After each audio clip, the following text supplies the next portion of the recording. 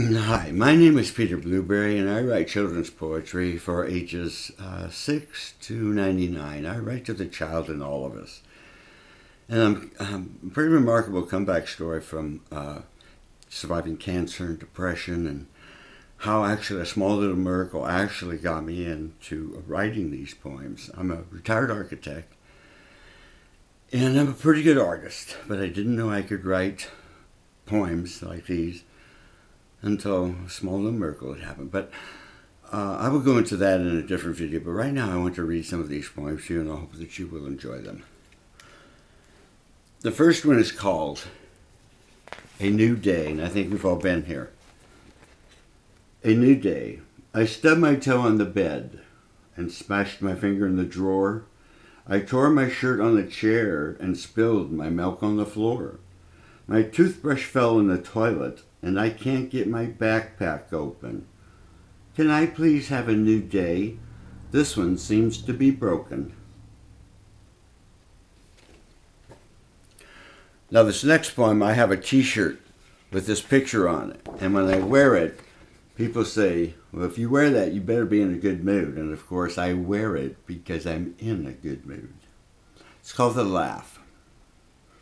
Grab your stomach and fall on the ground, tears in your eyes and stomp up and down. Can't get your breath, gasping for air, splitting your sides and thrashing your hair. A really good laugh can knock you down. Now that's the kind of laugh I want around. And if you ever laugh like that, you'll know you feel good after you do that. And I think we've all been here too. It's called Dirty Hands. My hands get so dirty most all of the time. I get dirt under my nails, but I don't seem to mind. I've got peanut butter on my knuckles and jelly between my fingers. I've touched something stinky, and the smell of it still lingers. Now my mom says it's time for me to stop and come inside, and if my hands are still clean, she'll give me a big surprise. Well, my hands aren't quite clean, and if she sees them, she will sicken. So when my mom's not looking, I lick 'em. Now I do a lot of stuff about parent and child relationship because it's a pretty important subject to me. And this is one of my favorites. It's called The Small Price. If I help you with your homework, what will you give me? If I help you with your spelling, will you pay my fee? If I explain your math to you, do you know what my fee will be? The price for all this help I give? Well, it's just a smile. That's all I need.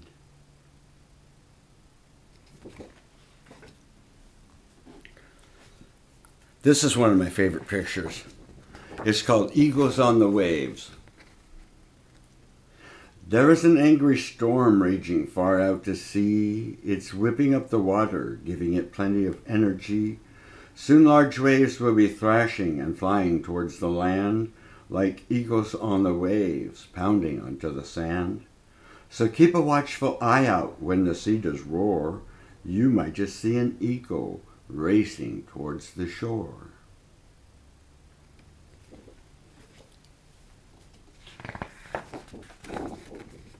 Being good is hard.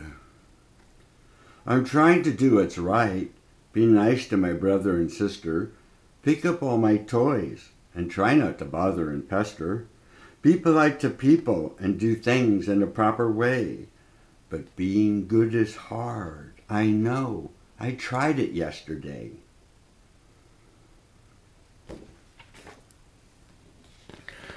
Now, I have 4 grandkids I get a lot of inspiration from, and this is one of their favorites.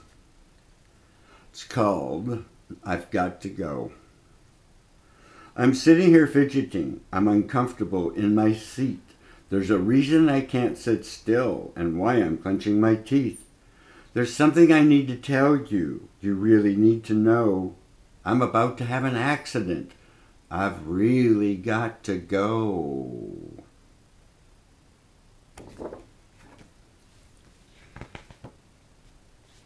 Another one about nature. It's called The Caterpillar. I'm looking at a caterpillar outside my window pane, crawling on a tree branch, getting pelted by the rain. It doesn't seem to matter, it just keeps on inching along. But I sit here and wonder, what keeps it hanging on?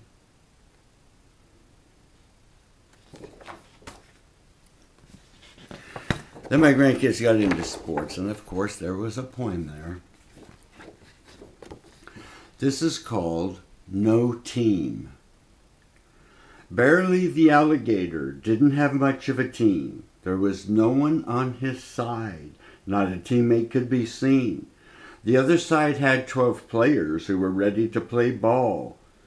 Barely said, I guess I don't have a team because I ate them all. Does anybody have a toothpick? Oh, I don't know. Shopping for an oobleck. Shopping for an oobleck is really quite a feat. He'll insist on sitting in the basket and sticking out his feet. Chocolate milk and gingerbread, cereal syrup and gum, donuts and pretzels, we've only just begun.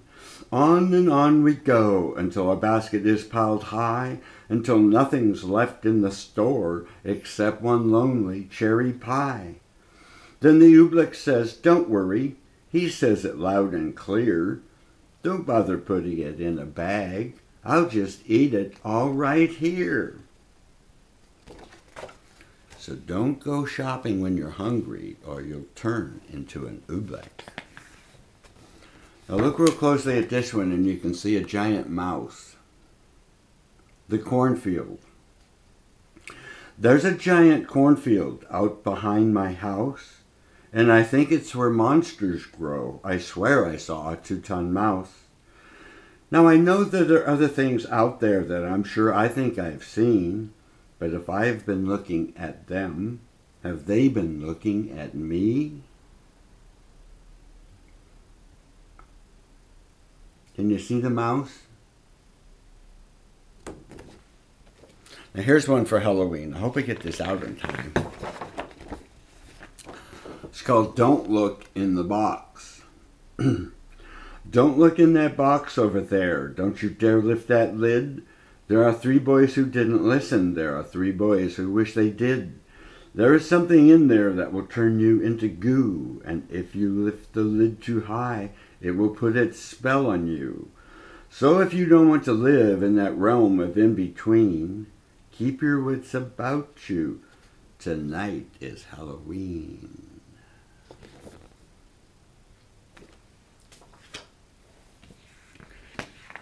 Here's a silly one. It's called Don't Ask. Yeah, don't ask. Dinosaurs are enormous, ungainly and clumsy. They have really big feet. They're awkward and bumbly.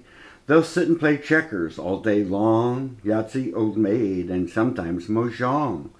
As long as they're sitting, dinosaurs are okay. But when they get up, they can ruin your day. So be very careful and don't take a chance. And never, never, never ask a dinosaur to dance.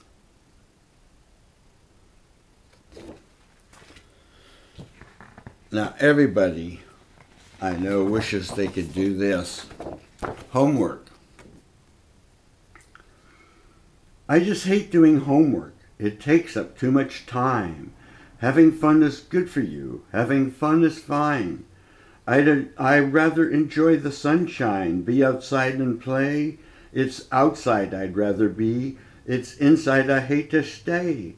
So the solution to my problem, and it would be so neat, if I could do my homework at night while I'm asleep. Then I had one little boy, he asked me, well, where can I buy a special pen like that? I said, I don't know, but don't give up. Keep looking. Now here's one, this is the last one. Here's one of my favorite ones about a little boy who doesn't give up. And he kind of reminds me of me because when I wanted to give up, I kept going and I didn't. And finally I got to a really nice place where I am today. It's called Singing Willie. Willie Sloat couldn't hold a note, but he sang his heart out and tried. When he went outside to sing his songs, people covered their ears and cried. Then the people of the village said, "Hey, Willie, why don't you go to the big city and sing? We'll get you a ticket and pack your bags. We'll take care of everything." And so Willie said, "Yes, I'll go to the big city," and he sang his songs everywhere. And though Willie was different, they said he was unique. And soon Willie was a millionaire. Now, Willie didn't want to be a millionaire, but he wanted to sing, and he kept singing, and he was rewarded for his efforts to never give up. I have written, in the past year and a half, I've written over 350 poems and illustrations, and I've got 7 books that I'm writing, 4 more right behind that, and I seem to, it's a miracle, the path I'm on, and it's just, and I love sharing it with you. You can see some of my work at my blog at www.peterblueberry.blogspot.com.